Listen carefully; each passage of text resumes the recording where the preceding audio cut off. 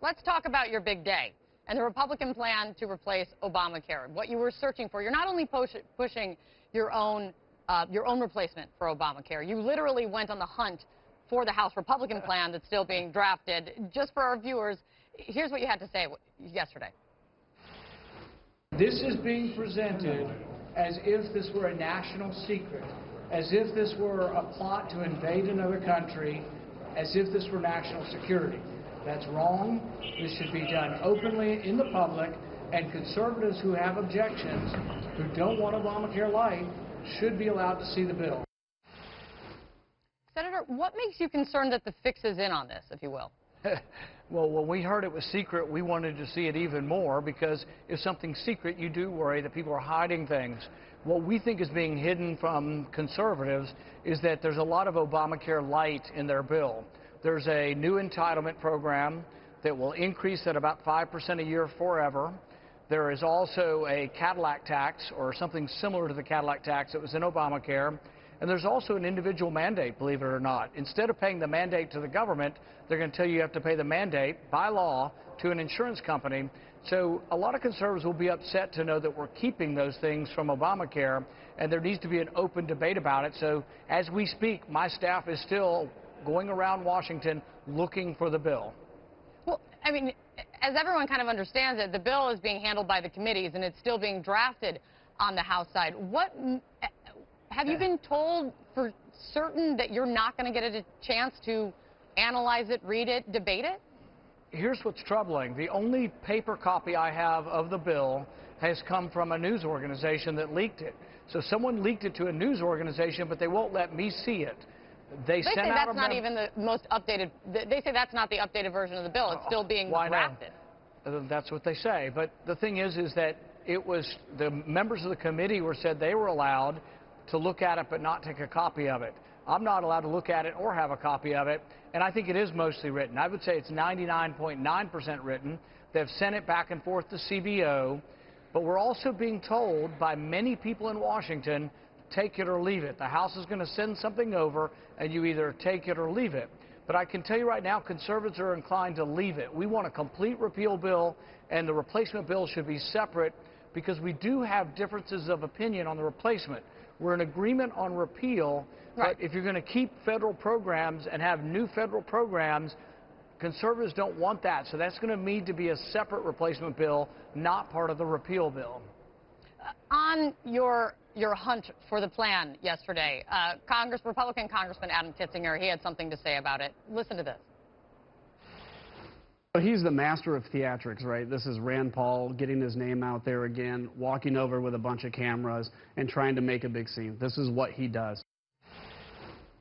He says it's a stunt. What do you say to Adam Kinzinger, Senator? I think there are differences in our party. There are big government Republicans who want a big federal program. There are small government Republicans who want to leave big government Republican? Those people. Words don't go together very well. Well, there are big government Republicans. If you do a new refundable tax credit, that's a new entitlement program. We can't pay for the current entitlement program, so it's not conservative to have a new entitlement program. It's also not conservative to have a new tax on health insurance. That's just not conservative. It's also not conservative to have an individual mandate. If they're not embarrassed about the Obamacare light bill they have, they should show it to us. But they also need to realize they are not going to be able to do this against the wishes of conservatives. We have enough votes in the Senate and we have enough votes in the House to say, look, hold up a minute. If you want these big government programs, put them in a separate bill. We are going to have a repeal bill, but it should be the repeal bill we already voted on. We all agreed to a clean repeal bill about a year ago. Let's vote on the clean repeal, and that if there are ideas on replacement, I have some.